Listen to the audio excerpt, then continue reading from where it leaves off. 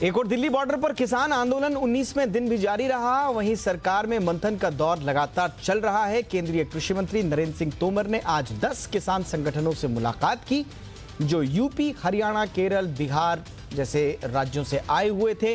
वहीं कृषि मंत्री ने बताया कि इन किसान संगठनों ने कृषि बिल को अपना समर्थन दिया है और बिल को किसानों के हित में बताया है। वहीं किसान जो आंदोलन कर रहे हैं उनको भी कृषि मंत्री ने कहा कि बातचीत के जरिए ही इस मुद्दे का हल निकल सकता है और हम तैयार हैं बातचीत के लिए। आपको बता दें कि आज सुबह किसान आंदोलन को लेकर कृषि मंत्री ने गृह मंत्री अमित शाह से भी मुलाकात की थी।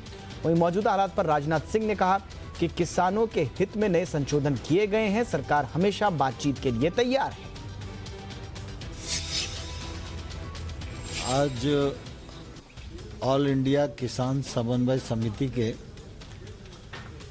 पदाधिकारी आए थे, तमिलनाडु से, तेलंगाना से, महाराष्ट्र से, बिहार से, और सभी लोगों ने पत्र देकर कृषि सुधार बिलों का समर्थन किया है और उन्होंने कहा है कि लंबे समय से इस प्रकार के बिल आएं और किसान को स्वतंत्रता मिले, इसके लिए हम संघर्ष कर रहे थे। मोदी सरकार ने यह नेक काम किसानों के हित में किया है, हम इसका स्वागत करते हैं और इस बिल का पूरा समर्थन करते हैं। ऐसे सभी जो ऑल इंडिया किसान समन्वय समिति के पदाधिकारीगण आए थे विभिन्न राज्यों से, मैं उनको हृदय से बहुत बहुत धन्यवाद देता हूँ। आज दिल्ली के सिंघू बॉर्डर पर संयुक्त मोर्चा के 40 किसान नेता उपवास पर बैठे। किसान नेताओं की यह भूख हड़ताल शाम 5 बजे तक चली। वहीं किसानों के आंदोलन को धारदार बनाने के लिए देश भर के जिला मुख्यालयों पर भी किसानों ने धरना दिया। आपको बता दें कि पिछले मंगलवार को किसानों ने भारत बंद बुलवाया था, जिसे कई राजनीतिक दलों और ट्रेड यूनियंस ने भी समर्थन दिया। अब तक किसानों की सरकार के साथ कई दौर की बातचीत हो चुकी है, लेकिन बेनतीजा रही।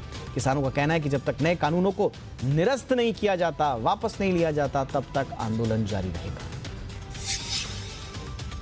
किसान आंदोलन में विपक्षी पार्टियों के रवैये पर बीजेपी के प्रवक्ता संबित पात्रा ने जोरदार हमला बोला है। उन्होंने कहा कि कांग्रेस समेत तमाम विपक्षी पार्टियां कृषि बिल पर किसानों को भ्रमित कर रही हैं, लेकिन देश का किसान केंद्र की मोदी सरकार के साथ है।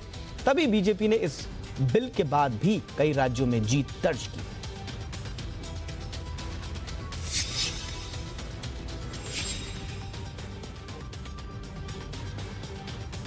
अड़े हुए हैं, वहीं सरकार किसानों को समझाने जुटी हुई है। कृषि राज्य मंत्री कैलाश चौधरी का कहना है कि जिद पर अड़ने से समाधान नहीं होता, बातचीत करने से समाधान निकलता है। सरकार किसानों से बातचीत करने के लिए तैयार है। कृषि राज्य मंत्री कैलाश चौधरी ने यह भी कहा कि कृषि बिल देश के किसानों के हित में है। नए कृषि कानून के विरोध में किसान आंदोलन देश के कई हिस्सों में जारी है, लेकिन केंद्र में दिल्ली के बॉर्डर हैं, जहां किसान संगठनों के बड़े नेता हजारों किसानों के साथ धरने पर बैठे हैं। यह आंदोलन लगातार 19वें दिन तक जारी है, लेकिन किसानों और सरकार के बीच हुए 6 राउंड की बातचीत अभी बेनतीजा लग रही है। दिल्ली बॉर्डर पर प्रदर्शन कर रहे किसानों ने आज सड़कों पर जाम भी लगाए, जिसकी वजह से लोगों को काफी परेशानियों का सामना भी करना पड़ा। लेकिन किसान नेता राकेश टिकैत का कहना है कि हमारे आंदोलन से किसी को परेशानी नहीं हो रही है, हम भी लोगों को अपनी समस्या समझाने में जुटे हुए हैं। तो यही एहसास करवाना चाहते थे कि शहर वाले लोग 3 मिनट कितना कीमती है और उनको 15 मिनट कितना कीमती है, तो हमारा भी तो उनको दर्द देखना चाहिए ना कि हम यहाँ पे उनका आप दिन का आप मिनट में हिसाब लगा दो तो हम कितने मिनट बैठे, क्या हमारे पास नहीं हो? तो हम ये एहसास करवाना चाहते थे ना उनको कि ये हमारा एहसास है। भाई हमने उनको हिसाब वो दिया कि हमने अगर 3 मिनट रोका तो उनको कितना वो लगा, और जो किसान यहाँ पर 19 दिन से बैठा है।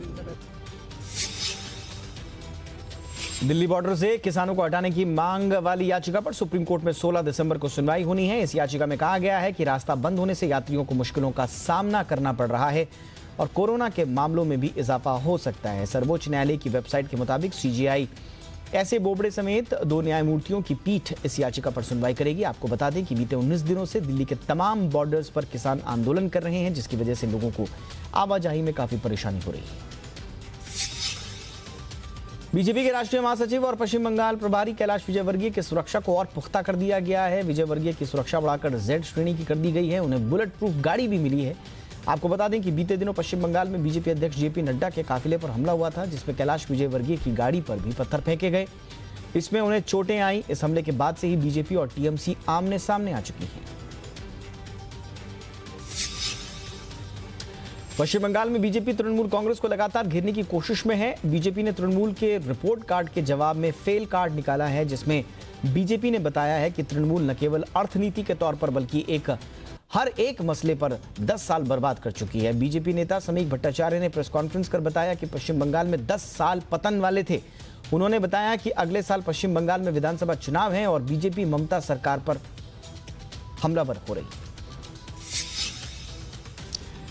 पश्चिम बंगाल की ममता सरकार और केंद्र के बीच एक बार फिर से टकराव बढ़ सकता है। ऐसा इसलिए हो सकता है क्योंकि पश्चिम बंगाल के चीफ सेक्रेटरी अल्पन बंदोपाध्याय और डीजीपी वीरेंद्र केंद्रीय गृह मंत्रालय के समन के बावजूद आज की मीटिंग में शामिल नहीं हुए। आपको बता दें कि इससे पहले पश्चिम बंगाल के चीफ सेक्रेटरी अल्पन बंदोपाध्याय ने केंद्रीय गृह सचिव अजय भल्ला को पत्र लिखकर कहा था कि उन्हें 14 दिसंबर को आयोजित होने वाली बैठक में नहीं शामिल होने के लिए राज्य की तरफ से कहा गया है। आपको बता दें कि बीजेपी के राष्ट्रीय अध्यक्ष जेपी नड्डा के काफिले पर हुए हमले के बाद केंद्रीय गृह मंत्रालय ने पश्चिम बंगाल के डीजीपी और चीफ सेक्रेटरी को राज्य में कानून व्यवस्था की समीक्षा करने के लिए तलब किया था। देश में कोरोना के मोर्चे पर बड़ी राहत मिलती दिख रही है। आपको बता दें कि 149 दिन बाद देश में सबसे कम एक्टिव केसेस दर्ज हुए। देश में फिलहाल कोरोना के 3,52,000 एक्टिव मरीज हैं। वहीं बीते 24 घंटे में वायरस के 27,071 नए केस दर्ज हुए और 336 लोगों की मौत हुई। कोरोना संक्रमितों के कुल आंकड़े पर नजर डालें तो देश में करीब 99 लाख लोग प्रभावित हुए हैं, जिसमें से करीब 94 लाख मरीज ठीक भी हो चुके हैं।